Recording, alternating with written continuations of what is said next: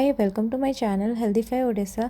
आज आम बनवा गोटे बहुत ही सिंपल रेसिपी जोटा कि है ब्रेड उपमा। तो रेसिपी स्टार्ट करने पूर्व प्लीज मो चैनल को सब्सक्राइब करूँ और right hand side bell button को भी क्लिक करूँ मोर नुआ वीडियो नोटिफिकेशन पाइबा। ब्रेड उपमा बनायापे प्रथम आम किसी परिबा काटी नबा। एठी मु नेइछि गोटे आलू, अल्प कैप्सिकम, गोटे पियाज, गोटे टमाट, गोटे कंचा लंका और अल्प धनिया पत्र।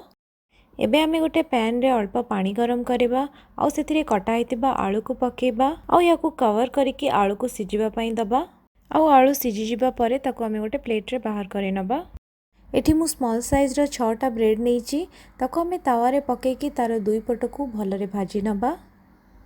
ब्रेड सब भलरे भाजी हिजबा परे ताकू आमे गोटे प्लेट रे बाहर करे नबा आ गोटे चाकू सहायता रे ताकू छोट छोट पीस करिकि काटी नबा। इठी आपण माने चाहिए ब्रेड को न भाजिकी भी तार उपमा बने पारिबे, किंतु ब्रेड को भाजिकी उपमा बनेले तार फ्लेवर भी भला आसे आ उपमा क्रंची भी लगे।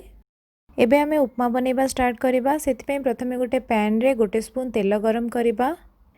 तापरे सेथिरे ऐड करि नबा हाफ स्पून सोरिष आउ सोरिष को अल्प फुटीबा पई दबा। सोरिष अल्प फुटी आसिले इथिरे आमे ऐड करि नबा 4-5टा भृसंग पत्र आ कटाई के रखाइतबा कंचा लंका को आउ याकू 10 सेकेंड जाए भाजी नबा। आउ तापरे ऐड करिबा कटाई के रखाइतबा पियाज को आउ पियाज भलरे सॉफ्ट होबा जाए ताकू आमे कुक करिबा।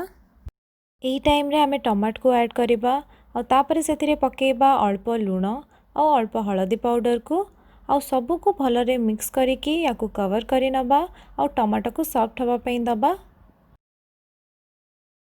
एबे आमे कवर को बाहर करिबा आउ पियाज टमाटो को भल भाबरे घांटी नबा। तापरे एथिरे अल्प पानी देकी पुणी थरे पियाज टमाटो को आउ गोटे मिनट जाए भाजीबा।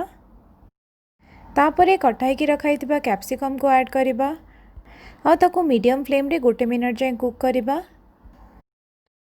कैप्सिकम टिके सॉफ्ट हो जिबा परे एबे एथिरे आमे ऐड करि नबा बॉईल करके रखाइतबा आलू आउ ब्रेड पीसेस को।